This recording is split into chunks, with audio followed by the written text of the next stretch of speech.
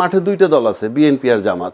আমি যেটা সাদামাটা চোখে দেখি, আপনার এবারের যে ভোটগুলো আপনি নিবেন, এবারের ভোটের কিন্তু একটা মারাত্মক বিরাট অঙ্কের একটা ভোট আছে 4 কোটি তরুণ, 4 কোটির বেশি, 4 কোটি তরুণ সম্প্রদায়ের যে ভোট, যেটা গত 15 বছরে তৈরি হয়েছে, এটা কিন্তু একটা বিশাল ফ্যাক্টর। নারী ভোটারও 6 কোটির বেশি। ওই ধরে না, সেটা তো টোটাল ভোটের। এখন এই টোটাল ভোটের 4 কোটি যে নতুন প্রজন্মের ভোট, এটা কারা পাবে বা কারা নিবে, এই যে ক্যাচ করতেছে কারা? আমার তো কাজ এখন কিচ্ছু নাই। এখন মাঠে দুই দলের কাজই হইল ভোটারকে আকৃষ্ট করা। আমি কিভাবে আমার পক্ষে ভোট নিব, সেখানে আমি যে জিনিসগুলো দেখতেছি, তুলনামূলক যদি আমি বলি, যে দলটাকে আমরা আশা করছি, যেমন যদি আমি বিএনপির দিকে তাকাই, পরিকল্পনা সংক্রান্ত কিন্তু খুব বেশি আমরা কিছু পাচ্ছি না। বারবার বলছেন আই হ্যাভ এ প্ল্যান, এটা আমরা শুনতেছি, কিন্তু ইনফ্যাক্ট পরিকল্পনাটা কি? এখন ওই পরিকল্পনা বলেছেন তো উনি, বারবার বলছেন ফ্যামিলি কার্ড দিবেন, কৃষি কার্ড দিবেন, ফ্যামিলি কার্ড তবে একটা পার্ট, তারপরে 5 কোটি না 50 কোটি গাছ লাগাবেন, এই তো 20,000, ঠিক আছে, 20,000 কিলোমিটার খাল খনন করবেন, 50 কোটি গাছ লাগাবেন, ফ্যামিলি কার্ড দিবেন, তারপরে কৃষি কার্ড দিবেন, হেলথ কার্ড দিবেন, সব ঠিক আছে, তো আমি দিব, কিন্তু আপনি তো দেশবাসীকে এনশিওর করতে হবে, নিশ্চিত করতে হবে পাবে কিনা। কারণ ইতিমধ্যে বহু ট্রল চলছে যেটা শুধু প্রতিশ্রুতি কিনা। কেননা প্রত্যেকটা উদ্যোগে আমি সমর্থন করি। আপনি ফ্যামিলি কার্ড যদি দিতে পারেন, আজকে ইলেকশন হয়ে গেল, পরের মাস থেকে আমরা 2,500-2,500 টাকা করে কার্ড পাবো, ক্যাশ অর কাইন্ড, তো ভালো জিনিস। হেলথ কার্ড পাবো, ভালো জিনিস। 50 কোটি গাছ লাগাবো 5 বছরে, ভালো জিনিস। তারপরে আসেন 20,000 কিলোমিটার খাল খনন, সবই তো ভালো, আমি কোনটাকে খারাপ বলবো? কিন্তু আমরা যারা টক শো করি, আমাদের মাধ্যমে কিন্তু লোকজন, সাধারণ লোক কথা শোনে। আজকাল কিন্তু আমরা সাধারণ খুব বোকা ভাবি, ওই দিনটা চলে গেছে, সবার ওপিনিয়ন আছে, এবং হয়তো কথা সুন্দর না, গুছায় কয় না, কিন্তু অর্থ আছে। কিন্তু আমরা সেই পরিকল্পনা পাই নাই। আপনি 4 কোটি ফ্যামিলি কার্ড করবেন 2,500 টাকা করে, আপনি ক্যালকুলেট করে দেখেন কত টাকা আসে। সেই টাকাটা কোত্থেকে আসবে? একটা সুন্দর সমাধান দিতে হবে। কেননা আপনি কি ভ্যাট ট্যাক্স বাড়াই দিবেন? ভ্যাট ট্যাক্স বাড়াই দিলে আমি সাফার করবো, সে সাফার করবে, বিজনেস কমিটি সাফার করবে, তারা চিন্তা করবে কি না? কারণ একটা দুইটা হিউজ টাকা হিসাব করে গিয়ে দেখেন। সুতরাং এইটা একটা মানে সুন্দর ব্যাখ্যা চাই, যে ব্যাখ্যায় কারো হ্যাম্পার হবে না, বাট বাড়তি তারা পাবে, সেটা এখনও আসেনি। সুতরাং এটা খুব ভোট ক্যাচিং হচ্ছে বলে আমার কাছে মনে হয় না। এবার যদি আপনি 50 কোটি গাছের কথা যেমন বললেন, আপনি 50 কোটি গাছ লাগাবেন, আমি একটু ক্যালকুলেট করেছি, 2,73,000 গাছ ডেইলি লাগাবেন। কোথায় লাগাবেন, কিভাবে লাগাবেন, কোথায় জায়গা কি, আর এটা হলো পরিবেশের সাথে রক্ষা। আমার সাধারণ জনগণের জন্য ওই মুহূর্তে কি আসবে? তারপরে যদি আপনি ধরেন খাল খনন করবেন, এই যে 20,000 কিলোমিটার খাল খনন, দৈনিক 11 কিলোমিটার খাল খনন করবেন, সেই হিসাবে 5 বছরে যদি 20 কিলোমিটার, দৈনিক 11 কিলোমিটার রাফলি, আপনি হিসাব করে দেখেন। আমার দরকার কোনটা? আমার দরকার অর্থনৈতিক নিরাপত্তা, সেটার প্রসেস কি? আমার দরকার বহির্বিশ্বের সম্পর্ক, ফরেন পলিসি কি হবে? আমার শিক্ষানীতি কি হবে? আমার দেশের বেকার সমস্যা দূর করার জন্য কি? এগুলা কিন্তু আমরা পাই নাই। আপনি প্ল্যান শুধু আপনি, a person cannot keep the entire state in one's head. আপনি একজনের মাথায় পৃথিবীতে কেউ রাখতে পারে না। সেই জন্য আমি বলছি, এরপরে যদি আপনি আসেন, আমরা যদি মাঠের লড়াইটাই দেখি, মাঠের লড়াইতে আমরা যেটা বিবেচনায় নিব, আমরা না, ভোটাররাও বিবেচনায় নেবে, জুলাই চেতনা ধারণ করে কারা। কেন আমি বলছি কথাটা?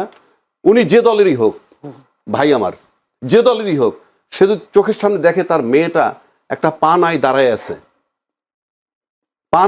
আছে, তার মেয়ে, আল্লাহ মাফ করুক, বা আমার ছেলে পা নাই দাঁড়ায় আছে, আমি তাকে দেখবো আমার ছেলেটার পা নাই, এদের জন্য কি করা হচ্ছে, এরা তো পা দিছে। আমি একটা দলে বিলং করি, আমি দেখতেছি সে ফ্যাসিজমের পক্ষে কাজ করতেছে, আমি যে দলেই থাকি না কেন, ভোটটা আমি তাকে দিব না। উপরে আমি হয়তো কিছু বলবো না, ভিতরে আমি ভোটটা তাকে দিব না। সুতরাং ভোট বিবেচনায় ফিল করবে জুলাই চেতনা ধারণ করে কার, ওই 4 কোটি ভোটার এটা ফিল করবে। এবং কোন রাজনীতিবিদ যারা আজকে মাঠে এমপি হবে, মন্ত্রী হবে, তাদের সমস্ত ছেলে সন্তান সব বিদেশে বসবাস করে, ম্যাক্সিমাম আমি বলি। আর যদি ঢাকায় যারা থাকে, ফুল সিকিউরড।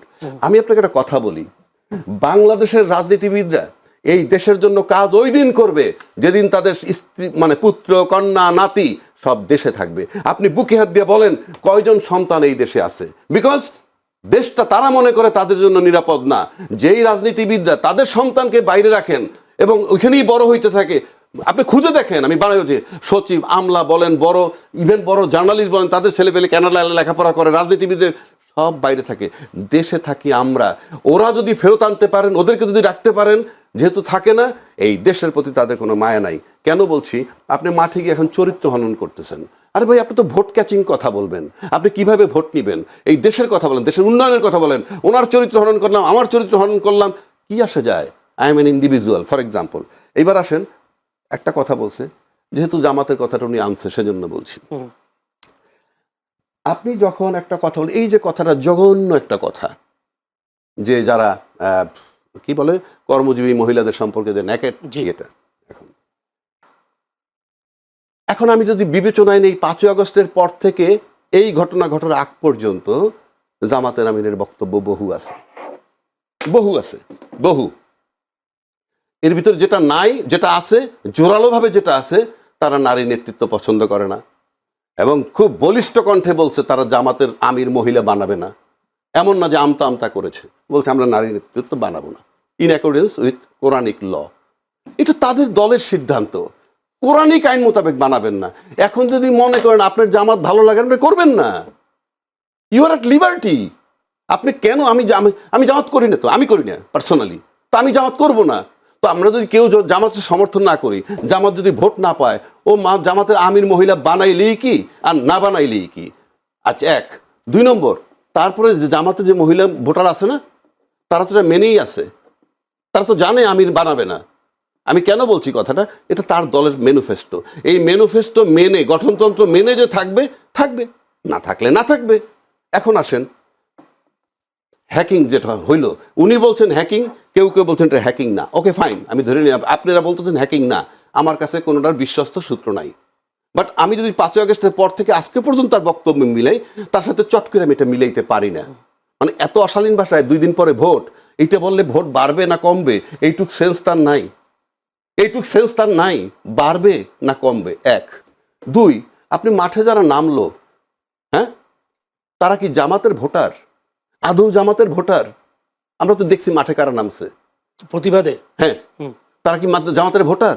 কোশ্চিনকালে তারা ভোট দিবে না, শুধু এমনি জামাতকে অপোজ করবে। আপনি যদি জামাতের ভোটাররা মাঠে নেমে বলে আমি জামাত করতাম, আফটার দ্যাট স্টেটমেন্ট আমি জামাতকে রিজেক্ট করছি, কথার কথা বলছি আমি। যারা নামছে মাঠে ফর গডসে, তারা কেউ জামাতের ভোট দেয় না, দিবেও না, আমিও দিব না জামাতকে ভোট। আমি তো টিভিতে বলছি। তাহলে যারা বলতেছে জামাতের বিরুদ্ধে, বলুক, তার রাইটও আছে বলার, কিন্তু তারা তো ভোটার না। এটা কোনো ইম্প্যাক্ট হবে কিনা আমি জানি না। কেন আমি বলি, এর ভিতরে এমন কথাও আছে, এই সব কিন্তু ফেসবুক বেসড। এই মিছিল টিছিল, ছাত্রদল মিছিল করছে, মিটিং করছে, রাইট আছে, আপনি করতেই পারেন। পাশাপাশি কিন্তু আমি আপনার কাছে আবার আসি। না, পাশাপাশি কিন্তু মাঠে শিবিরও নামছে, শিবির নামছে তার সাথে। কিন্তু প্রশ্ন হচ্ছে, আর একটা কথা বলছে যে সেন্ট মার্টিনও ইস্যু আনছে, যে জামাতের সাথে আতাত হয়ে গেছে। কিন্তু এখানে মেসেজ কোনটা যায় জানেন? সেন্ট মার্টিন ইস্যুটা আমার কাছে ইম্পর্টেন্ট না, বাট জামাতের সাথে আমেরিকা আছে, তার মানে হচ্ছে এই জামাত ক্ষমতায় গেলে যেতেও পারে, এরকম একটা ব্যাপার, এরকম একটা আতঙ্ক বোধহয় ঢুকেছে। তাহলে এই সমস্ত বিষয়গুলো আসতেছে কেন?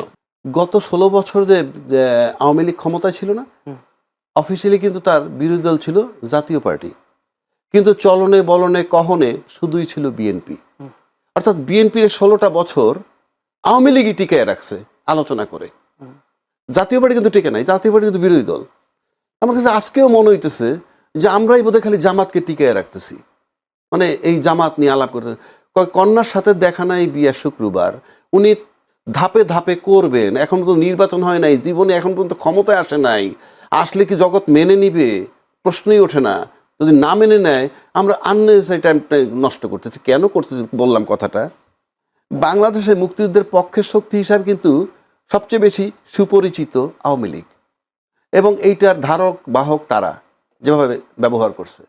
কিন্তু আমরা দেখছি 2001 সালে যখন নির্বাচন হইল, তখন 96 শেষ থেকে 2001 কেয়ারটেকার অধীনে নির্বাচন হচ্ছে, তখন কিন্তু একটা জোট হয়েছিল। জোটটা কি? বিএনপি আর জামাত মিলে একটা জোট, যেখানে তারা 18টা সিট পেয়েছে, মন্ত্রী হয়েছিল। এই যে বিএনপি এবং জামাত কে? স্বাধীনতার বিপক্ষ শক্তি, রাজাকার, ইত্যাদি ইত্যাদি। তার সাথে যারা জোট করলো, জোট করে পরাজিত করলো কাকে? মুক্তিযুদ্ধের পক্ষের শক্তিকে। এটা কি ইতিহাস? এটা কি? আপনি মুক্তিযুদ্ধের পক্ষের শক্তিকে তাড়িয়ে দিচ্ছি আমরা, রাজাকারের সাথে জোট গঠন করে মুক্তিযুদ্ধ, এটা একটা ন্যারেটিভ বয়ান মাত্র, আর কিচ্ছু না। ক্ষমতায় যাওয়া, তাহলে মুক্তিযুদ্ধের চেতনার শক্তি যে তার বিরুদ্ধে যখন রাজাকারকে নিয়ে জোট করে, সেইটা এই দেশে আমরা ছিলাম না? কি কথা হইছে? কিছুই হয় নাই। তো দিস ইজ দ্য সিনারিও। আপনি খালি বললে তো হবে না, আপনি বরং আমরা 53 বছর যাবৎ যুদ্ধের চেতনা লালন করতেছি। মুক্তিযুদ্ধের ইতিহাস কার বাপের ক্ষমতা আছে এটা বাদ দেয়। আপনি যদি সম্পূর্ণ রাষ্ট্র বিরোধী একটা লোকেরও বলেন যে ভাই তুমি মুক্তিযুদ্ধের ইতিহাসটা লেখো বাংলাদেশের, তার কি ক্ষমতা আছে 71কে বাদ দেওয়ার? এটা কোন ধরনের ন্যারেটিভ যে আমরা মুক্তিযুদ্ধ থেকে বাদ দিয়ে দিচ্ছি? তার ধারাবাহিকতায় 24-এর আন্দোলন হয়েছে। 24-এর আন্দোলন হয়েছে। এই 24-এর আন্দোলন যেদিন হয়েছে, তখন সেদিন কি করছে? যারা ফ্যাসিজমের বিরুদ্ধে লড়াই করছে। কি ফ্যাসিজম? যারা দেশের ইন্টারনাল এক্সটার্নাল দুইটা সার্বভৌমত্ব নষ্ট করছে। এক্সটার্নাল সার্বভৌমত্ব কি? বিনা বিচারে হত্যা, আয়নাঘর, ক্রস ফায়ার, বিডিআর হত্যা, শাপলা চত্বরে হত্যা, এগুলো হলো আমার ইন্টারনাল সার্বভৌমত্ব। এক্সটার্নাল কি? 10 লাখ রোহিঙ্গা ঢুকছে, কেউ বাধা দিতে পারে নাই, দলমত নির্বিশেষে সরকারের সাথে সব দল একত্র হয় নাই, আরামসে ঢুকছে। আমার সার্বভৌমত্ব ছিল না। সেই সার্বভৌমত্ব যদি টিকে থাকে, সেই জন্য 24-এর আন্দোলন হয়েছে এবং তাকে তাড়াই দিয়েছে। এবং উনি যাওয়ার পর ভাবটা এরকম, আমার মুক্তিযুদ্ধ চলে গেছে, আমার মুক্তিযুদ্ধের ইতিহাস চলে গেছে। আমি ভাই আমার মাথায় ধরে না যে আমরা সেন্সেবল লোক কি করে বলি আমার মনে হয় যে মুক্তিযুদ্ধ চলে গেছে। এই বয়ান চলবে না ভাই, এই বয়ান চলবে না, 1 নম্বর। 2 নম্বর, 71 সালের চেতনা যদি আজকে 53-55 বছর যাবত লালন করতে পারি, নিশ্চিত থাকেন আপনি এই মাত্র 1.5 বছর আগের ঘটনা জুলাই চেতনা, এটা কি মাত্র আর 15 দিন ধারণ করবে না? ওটা যদি 53 বছর ধারণ করতে পারে, 54 বছর, এটা তো 54 মাস ধারণ করলেই এনাফ। সুতরাং দেখতে হবে যে জুলাই চেতনার পক্ষে কারা, জুলাই চেতনা ধারণ করে কারা। এটা উনি আমি আপনি মুখে বললে হবে না, ভোটারকে ফিল করতে হবে। যেহেতু ইলেকশনের বাজার আনছেন, দৌড়ে কে আগে? এই দৌড়ে ভোটাররা যাকে বিশ্বাস করবে জুলাই চেতনা ধারণ করে, সুতরাং ভোটার এসে ভোট এবার সেদিকে যাবে। Subject to condition. জি, জুলাই চেতনাধারী যারা, তারা তো যখন জামাতের সাথে অ্যাড হলো, তাদের অনেকে জুলাই চেতনাধারী, অনেকে তো বের হয়ে গেছে। রাজ্জাকি ভাইয়ের মতে জুলাই চেতনা মানে কি? মানে জুলাই যোদ্ধা যারা বলবে, জুলাই চেতনা, যাক মুক্তিযুদ্ধের চেতনা, জুলাই চেতনা, এরা যুক্ত যখন এটা জামাতের সাথে হয়েছে, তখন অনেকেই তাদের থেকে বের হয়ে গেছে। তারা বলছে রাজাকারের সাথে যুক্ত হওয়ার কারণে অনেকে বের হয়ে, যদি বলি নাম ধরে বলি, তাসনিম যারা, এরকম ডাক্তার আরেকজন আছেন কি জন, অনেকে বের হয়ে গেছেন। তো জুলাই যোদ্ধারা তাহলে তো এই পক্ষে নেই। আপনি যখন প্রশ্ন করেন যে যারা বের হয়ে গেল কেন, এর উত্তর আমি দিতে পারবো না? আপনি বলছেন ওরা দিবে। আমি দিতে পারবো? আমি পারবো না। তারপরে আমি ধরে নিই, আমি এটা হাইপোথিসিস, যেহেতু আমি অ্যাবসলিউট টার্মে বলতে পারবো না সে কেন গেছে। এক হতে পারে, আমার কাছে যেটা মনে হয়, জুলাই চেতনা যারা ধারণ করে এই ছেলেপেলেগুলো, মানে আমি ছেলেপেলেগুলো সিম্বলিক, কিন্তু দলমত নির্বিশেষে আমরা সবাই ছিলাম, আমরা বলি, আমরা দাবি করি। কিন্তু জুলাই চেতনা অ্যাকচুয়ালি জুলাইয়ের আন্দোলনের মানে আন্দোলনটার নায়ক কারা বা কারা করছে, ক্রেডিটটা কাদের, সেটা কে বলতে পারবে জানেন? হ্যাঁ, একমাত্র শেখ হাসিনা। কারণ তাকে তাড়ানো হয়েছে, সুতরাং সে জানে যে কারা তাকে তাড়াইছে। আমি আপনি মুখে বলেন, তার বক্তব্য কোন স্পষ্ট হয়েছে? তার বক্তব্য তো নাই আমার কাছে। আপনি যেমন ভিকটিম, আপনার হাতটা কেটে ফেলছে একটা কোপ দিয়ে, 5টা আসামি দাঁড়ানো আছে, আপনাকে যদি বলা হয় 5 জনের মধ্যে আসামি আছে, জি আছে, কে দিছে? অমুকে কোপ দিছে। তো আপনি যেটা বলবেন, তো তারাইছে হাসিনাকে, শেখ হাসিনাকে, সেটা সবচেয়ে ভালো বলতে পারবে শেখ হাসিনা। যেমন চাঁদাবাজি নিয়ে কথা হচ্ছে, আমি কি বলতে পারবো যে কে চাঁদাবাজি করে? আপনি চাঁদাবাজি করেন না, মাহবুব ভাই করে না, কে করে? আমি বলতে পারবো? যে ভুক্তভোগীর সাথে জানেন, কিন্তু যে চাঁদা দেন একমাত্র সে জানেন। সুতরাং আপনি যে চাঁদাবাজি করে, যে দেয় চাঁদা সে জানে। আপনি নিশ্চিত থাকেন বাংলাদেশে 70-80 লক্ষ স্পট থেকে চাঁদা তোলা হয়, এবং তাতে অন্তত 1-1.5 কোটি লোক ইনভলভ আছে ওই জায়গাগুলায়।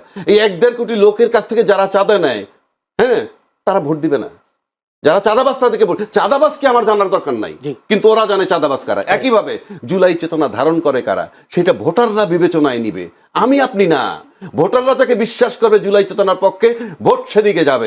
এবং সেদিকে যায়, যদি যাইতে থাকে কনস্ট্যান্ট, এবং এটা যদি মনে হয় যে কেউ বুঝতে পারে, তাহলে জুলাই চেতনায় ভোট যার পক্ষে যাবে, সে যখন বুঝবে আমি বিজয়ী হচ্ছি, আর যে বুঝবে তার পক্ষে যাচ্ছে না, সে হারতেছে, সেটা নিয়ে যদি কেউ লড়াই করতে চায়, মারামারি কাটাকাটি, সেটা ভিন্ন চাপ। জি ধন্যবাদ আপনাকে। আপনার কাছে আসবো। সহিংসতা হবার আশঙ্কা দেখা দিচ্ছে নানান জায়গাতেই, নানান রকম পরস্পর বিরোধী অবস্থান, কথাবার্তা ইত্যাদি, এই সব বিভিন্ন জায়গায় টেনশন ধীরে ধীরে বাড়ছে। তবে সবচেয়ে যেটা এর মধ্যে একটা বড় ধরনের মুখোমুখি অবস্থানে পৌঁছে গেছে জামাত এবং বিএনপি, সেটা হচ্ছে যে এই ধর্মভিত্তিক রাজনীতির যে মূল যে কিছু মৌলিক বিষয় আদি নিয়ে নানান রকম কথাবার্তা চলছিল, এবং একদম টার্গেট পয়েন্ট যদি আমরা ধরি যে নারী বিষয়ে জামাতের অবস্থানটা কি, এটা নিয়ে বিভিন্ন সময়ই নানান মতামত থেকে অনেক বড় বড় আলোচনা সমালোচনা তৈরি হয়েছে। এবার যেটা হয়েছে, শনিবার রাতে একটা এক্স হ্যান্ডেল, যেটা জামাতের রাজনৈতিক দলের এক্স হ্যান্ডেল থেকে জামাতের আমিরের নামে একটি পোস্ট যায়, এবং সেখানে বলা হয় যে নারীর যেই নেতৃত্বের বিষয়ে জামাতের অবস্থান হচ্ছে যে প্রধান পদে নারী যেতে পারবেন না, এটা পরিষ্কার এবং এটা আল্লাহ তাআলার বিধান। আল জাজিরাতেও বলেছেন, আল জাজিরাতে বলেছেন এই কথাটি, এবং কিন্তু সাথে একটি বক্তব্য আছে, যেটা একটা শব্দ আছে যেটা খুবই আপত্তিজনক, যেটা তিনি এর আগে বলেননি, কোনো মন্তব্যে বলেননি, একটি গালি আছে, এবং সেটা বলা হচ্ছে কর্মজীবী নারীদেরকে। এবং এটা 9 ঘন্টার মতো ছিল এই পোস্টটা, এবং 14 মিনিট বোঝার পরে 14 মিনিটের মধ্যেই এটা হ্যাকার চলে গেছে। এটা নিয়ে তারেক রহমানও, বিএনপির চেয়ারপারসন, আজকে বলেছেন যে এই হ্যাক ফ্যাক কোনো ঘটনা না, এটা জামাতেরই বক্তব্য, কারণ জামাতের আমির কিন্তু এই ধরনের কথা বলেছেন।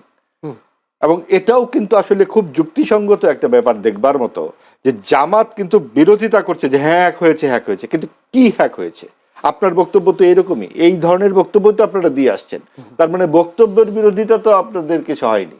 এবং যে হ্যাকার হ্যাক করলো, 9 ঘন্টা ধরে এটা ঝুলিয়ে রাখলো, এই নারী বিষয়ে একটি পোস্টই করলো, আর কোনো পোস্ট করলো না। কাজে এগুলো খুবই দুর্বল যুক্তি। যদিও জামায়াতে ইসলামী কিন্তু আপনার খুব ডিজিটাল এক্সপার্ট, তাদের যে বাহিনী ইত্যাদি নানান তৎপরতা আমরা দেখতে পাই, সেই জায়গায় তাদের একটা রাজনৈতিক দলের এক্স হ্যান্ডেল হ্যাক হয়ে যাবে, কিন্তু তারা কোনো মেইল চালাচালি করবে না বা কোনো ধরনের বড় ধরনের কোনো প্রমাণাদি উপস্থিত করতে পারছে না। যদিও এই প্রমাণাদিতে আসলে শেষ বিচারে কিছু হয় না, কারণ হচ্ছে যে নারীদের অবস্থান জামাত বারবারই পরিষ্কার করেছে যে তারা নারী নেতৃত্ব চায় না। এমনকি শরিয়া আইন সম্পর্কে তারা বলেছে আল জাজিরাতেই যে আমরা ধাপে ধাপে এটা পূরণ করব, একটা জায়গায় আমরা পৌঁছবো, কারণ দলের প্রধান করা হবে না, এটা তো দলের প্রধান করা হবে না, এবং শরিয়া আইন আমরা বাস্তবায়ন করব, কিন্তু সেটা একবারে নয়, ধাপে ধাপে। কারণ মাদক থেকে একবারে সুস্থ করা যায় না, ধাপে ধাপে সুস্থ করা হয়। অর্থাৎ প্রচলিত আইনটাকে তারাও মাদকের মতোই বিপজ্জনক মনে করছে। এগুলো তো আমরা জামায়াত আমির সেটাও বলেছেন যে একটি বিশেষ মহল সোশ্যাল মিডিয়া হ্যাক করে মিথ্যা তথ্য ছড়িয়ে দলের নির্বাচনী প্রচারণাকে কলঙ্কিত করার অপচেষ্টা করেছে, এই কথা অভিযোগ করেছেন। এবং সেইটা তাদের যে জামাতে নির্বাচনী প্রচারণা কলঙ্কিত করবার আগে জামাতের যে নারী বিষয়ক অবস্থান, তার সাথে এই পোস্টের দূরত্ব কত, মানে গালিটা ছিল না, আগে তাদের বক্তব্য কোনো গালি কিন্তু সোহরাওয়ার্দী উদ্যানে ছিল। যখন নারী সংস্কার প্রতিবেদন জমা পড়ে গণকমিশনে, তারপর দিন যে সোহরাওয়ার্দী উদ্যানে যে বিরাট সমাবেশ, নারী সংস্কার কমিশন, হ্যাঁ, এখানে তো কথা বলবার আছে যে রাজ্জাকি ভাই যেভাবে বললেন, কিন্তু অনেক বিভ্রান্তিমূলক কথাবার্তা বলেছেন। যে 1 নাম্বার হচ্ছে যে উনি বললেন যে মুক্তিযুদ্ধের ইতিহাস ভোলানো যাবে না, 54 বছরে কেউ ভোলাইতে পারে না ইত্যাদি। কোন গণমাধ্যমে পাকিস্তান শব্দটি লেখা হতো না, বিটিভি সহ কোথাও পাকিস্তান শব্দটি ব্যবহার করা হতো না, বঙ্গবন্ধু শেখ মুজিবুর রহমানের নাম বলা হতো না, ভাষণটি পর্যন্ত উচ্চারিত হতো না কোথাও। আজকে 1.5 বছর ধরে কি হচ্ছে? বিসিএস এর পরীক্ষার কথা তো বললামই, কি হচ্ছে? পাকিস্তান শব্দটি ভাসুর হয়ে গেছে, নাম উচ্চারণ করা যাবে না। এবং এই যে ইতিহাস বিকৃতি, মুক্তিযুদ্ধের ভাস্কর্য ভাঙা, এগুলো কি কোনো ঘটনা নয়? কিছুই না। 32 নম্বর আপনার চোখের সামনে ভেঙে ফেলা বললে কিছুই না, তারপরে আপনি বলবেন না কিছু হচ্ছে না, সব ঠিক আছে। এটা কি হয়? এই হচ্ছে দক্ষিণপন্থী রাজনীতি, যে আপনার এদিকে দেবালয় পড়ে যাবে, নিরহ হয়ে আপনি বাঁশি বাজাবেন যে কিছুই হয় নাই। এটা হচ্ছে ডানপন্থার সবচেয়ে বড় রকমের আগ্রাসী রূপ। যে আপনি যখন আপনি বলবেন জুলাই চেতনা মানে কি, মুক্তিযুদ্ধের চেতনা মানে কি? মুক্তিযুদ্ধের চেতনা মানে হচ্ছে পাকিস্তানি যে তত্ত্ব, ধর্মের অন্ধকার থেকে দূরে সরে এসে একটা ধর্ম নিরপেক্ষ বাংলাদেশ তৈরি, এটা হলো মুক্তিযুদ্ধের চেতনা। এবং সেইটা যখন আপনি বিসর্জন দিয়ে দিচ্ছেন জুলাইয়ের নামে, সেটা হচ্ছে অন্ধকার দক্ষিণপন্থার দিকে যাত্রা। আর জুলাইয়ের চেতনা ছিল শেখ হাসিনার যে কর্তৃত্ববাদী শাসন, তার বিরুদ্ধে যে মানুষ রক্ত ঢেলে দিল, সেই মানে গণতন্ত্র এবং জবাবদিহিতার আকাঙ্ক্ষা হচ্ছে জুলাই চেতনা। তো গণতন্ত্র ও জবাবদিহিতার আকাঙ্ক্ষার জন্যই তো আমরা এই প্রশ্নগুলো করছি, এটাই তো জুলাই চেতনা। আপনি কোন ভিত্তিতে 40% যে ভোট সর্বশেষ গ্রাহ্য নির্বাচনের আওয়ামী লীগকে আপনি অনুপস্থিত ঘোষণা করে দিচ্ছেন? এটা কোন চেতনায় হচ্ছে? আপনি অন্তর্ভুক্তিমূলক নির্বাচন আওয়ামী লীগ করেনি, আওয়ামী লীগ ও সমমনরা নির্বাচন করেছে পরপর 3 বার। এবার বিএনপি আর সমমনরাই তো নির্বাচন করছে। এবং আওয়ামী লীগ ও জাতীয় পার্টি যেভাবে পুতুল বিরোধী দল বানিয়েছিল আওয়ামী লীগ, জামাত কিন্তু সেই রাস্তাও খোলা রাখার চেষ্টা করেছিল। কিন্তু যেহেতু বিএনপি অনেক বড় দল এবং তাদের আত্মবিশ্বাস এমনই যে আমাদের ভোট এত বেশি, তো জামাত যেখানে 18টি আসন পায়, আমরা কেন জামাতের সাথে সরকার করব? এরা যখন অগ্রাহ্য করেছে তখন কিন্তু তারা এতখানি বিরোধিতা চলে গেছে। তারা যদি বিএনপি যদি জাতীয় সরকারে রাজি হতো, এতখানি বিরোধিতা হয়তো হতো না। আমরা জানি না, আমরা বিশ্লেষক হিসেবে ভাই যেমন আরেকটি বলছি, আমরা কিভাবে বলবো? আমরা কোনো কিছুই বলতে পারি না ঠিকঠাক, কিন্তু আমরা তো বিশ্লেষণ করতে পারি, আমরা বিভিন্নভাবে জিনিসগুলো দেখতে পারি। আর রাজনীতি কিন্তু 2+2=4 নয়, 2+2 অনেক সময় অনেক ধরনের অঙ্ক হতে পারে। আজকে সামনে যা দেখছি সবই কি একেবারে সাদা চোখে দেখা যায়? আপনি যদি সিরিয়ার দিকে তাকান, Syria, Iraq, Yemen, Lebanon, Libya, Pakistan, Afghanistan, এই 7টি দেশ, তাদের ঐতিহ্য দেখুন, তাদের সংস্কৃতি দেখুন, বিভিন্ন সময়ের বিভিন্ন কার্যকলাপ দেখুন, সেগুলা এই দক্ষিণপন্থা রাজনীতির কবলে পড়বার পর কোথায় গিয়ে পরিণত হয়েছে? প্রত্যেকটা রাষ্ট্র ব্যর্থ রাষ্ট্রে পরিণত হয়েছে। আমরা যে সেই ফাঁদে পা দেব না, কি করে বলতে পারি? আমি একটু প্রশ্ন করি। অবশ্যই। প্রশ্ন, এই ডানপন্থীর উত্থানকে যে কথা আপনারা বলছেন, এই উত্থানের জন্য দায়ীটাকে? দায়ী তো অনেক কিছু, এককভাবে তো একটা লোকে নেতা এখানে করছে না, এখানে অনেক কিছু দায়ী। তিনি সাম্প্রদায়িকতাকে উস্কে দিয়েছিলেন এবং তার ধারণা ছিল যে আমি যদি এই সাম্প্রদায়িক শক্তিকে আমার অনুকূলে রাখতে পারি, তাহলে আমার ভোট করতে হবে না। আমার এই বিপুল সংখ্যক ভোট যদি আমার হাতে থাকে, তাহলে আমি রাতের বেলা ভোট করতে পারবো, অথবা আমি নির্বাচন করতে পারবো, অথবা জাতীয় পার্টির মতো একটা পুতুল দল নিয়েই আমি দেশ চালাবো। সেটা তো তিনি অনেকদিন চালিয়েছিলেনই। কিন্তু একটি দেশে 4টি রকম শিক্ষা ব্যবস্থা, আরবি, বাংলা, ইংরেজি, ক্যাডেট কলেজ তিনি স্থাপন করে রেখেছিলেন। এতখানি সুযোগ থাকার পরেও তিনি কিন্তু চেষ্টা করেননি কিছু মৌলিক জায়গায় পরিবর্তন আনা। তো সম্ভব ছিল। মাদ্রাসার যে শিক্ষা ব্যবস্থা নিয়ে এত সমালোচনা করা হয়, কারিকুলাম নিয়ে অনেক ধরনের সমালোচনা আছে, শিক্ষার মান নিয়ে সমালোচনা, এটা কি মাদ্রাসার ছাত্রদের দোষ নাকি? দোষ তো যারা শিক্ষা ব্যবস্থা তৈরি করে রেখেছেন তাদের। আপনি যদি তাদেরকে পড়বার সুযোগ না দেন, আপনি যদি তাদেরকে সমতলে না দাঁড় করান, আপনি যদি তাকে দোষ দেন যে তুমি কম পড়ে এসে ঢাকা বিশ্ববিদ্যালয়ে ভর্তি হয়ে এখন শিবিরকে ভোট দিচ্ছ, এই দোষ তো তার নয়। ধন্যবাদ। আমি আপনাকে ছোট্ট একটা প্রশ্ন করে চলে যাই জাকির ভাইয়ের কাছে। একটি জায়গায় বিশেষ করে যদি বলি, নবাবগঞ্জ ঢাকা 1 আসনে জন্ত্রাইল ইউনিয়নের হরিশকুল গ্রামে প্রচারণার ক্যাম্পে উদ্বোধনী অনুষ্ঠান। সেখানে ইউনিয়ন বিএনপি সাধারণ সম্পাদক সেন্টু মোল্লা বলেছেন হিন্দু ভাইদের উদ্দেশ্যে যে কেন্দ্রে আপনাদের জন্য বাক্স আলাদা করা থাকবে, কে কয়টা ভোট দিলেন, কে কয়টা দিলেন না, সেটা টোকা দিলেই ভোট গণনার সময় বের হয়ে আসবে। বিএনপি নেতার এই বক্তব্য হিন্দু ভোটারদেরকে কোন ধরনের হুমকি? অবশ্যই। আরেকটা দেখুন যে নির্বাচন কমিশন বলে একটা যে প্রতিষ্ঠান দেশে আছে, আপনি কি এত যে আলাপ আলোচনা আমরা করছি বিভিন্ন জায়গায়, সবাই করছেন, তার কোনো উপস্থিতি আমরা দেখতে পাই?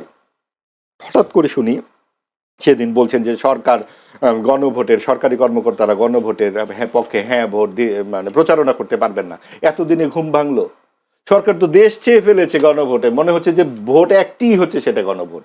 এই যে তারেক রহমান তো হার পক্ষে ভোট দিতে, সেটা তো অসুবিধা নাই। তারেক রহমান তো আপনার রাজনৈতিক নেতা। আমি কিন্তু ভোটের বিপক্ষে বলছি না, আমি বলছি সরকার এটা পারে কিনা। কারণ সরকারই তো ভোটের বন্দোবস্ত করছে, তো দুই পক্ষেরই তো ভোট না ভোট। আপনি তো এক পক্ষে চলে গেলেন, আপনি রেফারি, আপনি পক্ষে দিয়ে গোল দিয়ে দিচ্ছেন, তাহলে তো ভোটের দরকার পড়ে না। এটা যখন আমরা বলেছি, তারা বলছে না, এটা তো আমাদের গণ অভ্যুত্থানজাত সরকারের দায়িত্ব। তাহলে গণ অভ্যুত্থানজাত সরকারের দায়িত্ব, তাহলে আপনারা নিজেরাই সবকিছু করে ফেলুন, আপনারা আদেশ নির্দেশ আর নির্বাচন কমিশন কমিশন তো আর মানার দরকার নাই। এখন শুনছি গণভোটে নতুন অধ্যাদেশ তৈরি করে গণভোটে হ্যাঁ পক্ষে করা যাবে, প্রচারণা এটা সিদ্ধ করা যাবে, এরকম একটা অবস্থা করছে। অর্থাৎ নির্বাচন কমিশন যে মেরুদণ্ডহীন সেগুলো আমরা বারবার বুঝতে পারছি, এবং এটা যদি এই অবস্থা চলতে থাকে তাহলে কিন্তু ওই যে আমি ডামি নির্বাচনের মধ্যে অবস্থা দাঁড়াবে। ধন্যবাদ। আবহানা রাজ্জাকি, তারেক রহমান 30 জানুয়ারি সম্ভবত গণভোটে হ্যাঁ পক্ষে ভোট দিতে বলেছেন। বলা হচ্ছে এরই মধ্যে না ভোট নাকি অলরেডি প্রায়, যদি বলি বিদেশের যে পোস্টাল ব্যালটগুলো ওগুলো তো অনেকেই না ভোট দিয়ে পাঠিয়ে দিয়েছেন, যদিও অনেকে এবার ভিডিও আছে যারা অনেকে ধানের শেষে ভোট দিয়েছে আবার না তো টিক দিয়েছে, এরকম অনেক ভিডিও বেশ সামাজিক যোগাযোগ মাধ্যমে দেখা গেছে। তাছাড়া আওয়ামী লীগও তো না ভোটে ভোট দেওয়ার সম্ভাবনা বেশি। সেক্ষেত্রে না যদি যেতে যায়, জিতলে আসলে কি হতে পারে ভবিষ্যতে? ধন্যবাদ আপনাকে। আবার আমার সহালোচক, শুনেন আমি একটা কথা বলি। এই যে গণভোটে গেলাম কেন আমরা? গণভোটে গেলাম আমরা না রাজনৈতিক দলের ব্যর্থতার কারণে। তারা ঐক্যমত্যে আসতে পারে নাই। ছাড় দেখ, এইটার সাথে দ্বিমত করে, ওইটার সাথে দ্বিমত করে, এইটার সাথে একমত, সব মিলে যদি একটা জায়গায় আসতে পারতো যে এইভাবে আমরা জুলাই সনদ করে ফেলি, আমার তো ইউনূস সরকার দরকার নাই। তারা যদি আসতে পারতো তাহলে তার গণভোট লাগতো না। আসতে পারলো না কেন? পারলো না, তাদের ব্যর্থতা, রাজনীতিবিদদের ব্যর্থতা। ব্যর্থতা নাকি স্বার্থ, কোনটা? সে তো আমি সেকেন্ড ব্যাখ্যায় যাব না। স্বার্থ তো আছেই, কিন্তু আপনি তো ব্যর্থ, মানে ঐক্যমত্যে আসতে পারেন নাই বিধায় একটা ফাইনালি প্রশ্ন আসলো গণভোটের। সেখানে আবার ডিভিশন হইল। গণভোট নির্বাচনের আগে চাইছে কেউ, নির্বাচনের পরে চাইছে কেউ। এই যে নির্বাচনের আগে যারা চাইছে তারা জামাত, আর একই দিনে যারা চাইছে তারা হলো বিএনপি। এখন আমার কাছে তো মনে হয় সরকার তার পাল্লা ভারী দেখছে, তারও তো একটা নিরাপত্তা দরকার, সেফ এক্সিট দরকার, নির্বাচন দিয়ে চলে যাবে। সেক্ষেত্রে সে চিন্তা করছে ঠিক আছে আমি বড় দলের ইয়েটাই মেনে নিলাম। এটা তো ক্লিয়ার, কারণ বড় দল চাইছে একই দিনে দুইটা, জামাত চাইছে আগে। এখন নির্বাচন গণভোট হতে যাচ্ছে, সেটাও কিন্তু গণভোটের সিদ্ধান্ত ফাইনালি কিন্তু সরকারের কাছে ফেরত দিছে তারা, আপনি ঠিক করেন। উনি ঠিক করছে তখন একই দিনে। এইবার আসেন একই দিনে। এখন এটা অনেক আলাপ আমি করছি বারে বারে। এখন আর কি, এই যে গণভোটে যদি আপনি হা না দেন, মনে করেন গণভোটে তারেক রহমান সাহেব সম্প্রতি বলছে হা দিতে কেন বলছেন এটার ব্যাখ্যা আমি, ওই যে উনি বললো যে আমরা ব্যাখ্যা দিতে পারবো উনি কেন করছেন, বাট আমরা একটা অ্যানালাইসিস করতে পারি। তারা তো নাতে ছিল, তাদের দলের বহু দায়িত্বশীল নেতা বলছে কোনো গণভোট, কিসের গণভোট, অর্থাৎ নায়ে ছিল। এই হাতে আসলো কেন এটা আমার ব্যক্তিগত ধারণায় যদি আপনি বলেন, নির্বাচন সহজভাবে বলি, এত জটিল করে লাভ নাই। নির্বাচন যদি আমরা নিরপেক্ষভাবে যদি ধরি যে একটু নিরপেক্ষ ভোট হবে, তাহলে হাড্ডাহাড্ডি লড়াই হবে, এ ব্যাপারে আমি নিশ্চিত। নিরপেক্ষ ভোট যদি হয়, যতটুকুই হোক, আমরা শুদ্ধ বলতে যা বোঝাই, আমি নিশ্চিত, আমার ধারণা, বিশ্বাস 2/3 মেজরিটি কেউ পাবে না। হাড্ডাহাড্ডি লড়াই হবে, একটা দল সিঙ্গেল মেজরিটি পাবে। কে পাবে অনিশ্চিত, কারণ অনেকগুলা ঘটনা আমরা বলছি বা নানান জনে আলাপ করতেছে। যেহেতু অনিশ্চিত, সেহেতু গণভোট যদি হা হয় তাইলে যেটা হবে, দ্বিকক্ষ বিশিষ্ট পার্লামেন্ট একটা আসবে। হাতে আসলে মনে করেন আমি পরাজিত হয়ে গেছি, কিন্তু আমি আনুপাতিক হারের ভোটে উচ্চ কক্ষে আসন পাবো, এবং বাজেট বলেন সবকিছু উচ্চ কক্ষের অ্যাপ্রুভালটা লাগবে। কিন্তু অ্যাপ্রুভাল না করলেও অটোমেটিক তো পাস হয়ে যাবে না, উচ্চ কক্ষের অ্যাপ্রুভাল লাগবে 3 মাস পরে। না, ওটা হবে না। সুতরাং ওইখানে একটা বিরাট পাওয়ার আছে। আল্লাহ মাফ করুক, আমি বলছি না উনি হেরে যেতে পারে, আমি গেলাম, কিন্তু উনি আনুপাতিক হারে যে ভোট পাইছে দেখা গেল উচ্চ কক্ষে ভালো আসন পাবে। সুতরাং সেই চিন্তা করে, অর্থাৎ আমি বলতে চাচ্ছি প্রত্যেকের ভিতরে একটা শঙ্কা ঢুকছে, কে জেতে কে হারে। কেন আমি বলছি যে নাম্বার 1, কারচুপি বলতে যা বোঝায় এবার হবে না। এখন মানুষ কিন্তু কারচুপি আর ইঞ্জিনিয়ারিংটাকে মিলিয়ে ফেলে। সহিংসতা হবে কিনা সেটা আমি বলতে পারবো না। আমি বলছি কারচুপি হবে না এই কারণে, কারণ অলরেডি জামাত আমিরের ইস্যুতে মাঠে কিন্তু শিবির নেমে গেছে, এবং আমার ধারণা তারা লম্বা সময় থাকবে। কেন থাকবে না থাকবে, কারণ আপনি তো সুযোগটা দিচ্ছেন, এখন মাঠে নেমে গেছে। সুতরাং কারচুপি করে দলীয় নেতা কর্মীরা সেন্টার দখল করে, সিল মারে, ব্যালট বাক্সে ঢুকায়, এটা হবে না। তারপর আরেকটা পার্ট থাকে ইঞ্জিনিয়ারিং, যেটা প্রজাতন্ত্রের কর্মকর্তা কর্মচারীরা করে। সেক্ষেত্রে কিন্তু প্রজাতন্ত্রের কর্মকর্তা কর্মচারী সব জায়গায় ডিভিশন আছে, পক্ষে বিপক্ষে আছে। আমি যদি আমার ধারণা বলছি, আর্মির ভিতরে হয়তো পাবেন যে পক্ষে বিপক্ষে, তো যদি আর্মি চায় যে না অ্যাজ ইউজুয়াল ভোট হোক, তাহলে ইঞ্জিনিয়ারিং করতে সাহস। সুতরাং হাড্ডাহাড্ডির ভয় আছে। ভয় থাকলে পরে ওই উচ্চকক্ষ একটা সম্বল, রাজনীতি টিকে থাকার। এটাকে ক্যালকুলেট করে আমার কাছে মনে হয় শেষ সময় এটা বলেছে, এটা আমার ধারণা। তা না হলে হাবটের এটা নিয়ে আমার একটু কথা ছিল।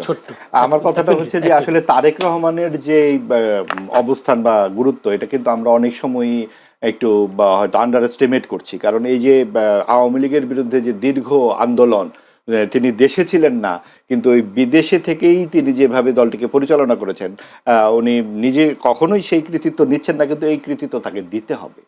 এবং এই জুলাইয়ের যে আন্দোলন, অবশ্যই অন্য দল টুকরো টুকরো হয়ে যেত। তো এত বড় একটা দল, সব গুরুত্বপূর্ণ নেতাকে ধরে রেখে তিনি এতখানি পথ অতিক্রম করেছেন এত একটা কর্তৃত্ববাদী শাসনের বিরুদ্ধে।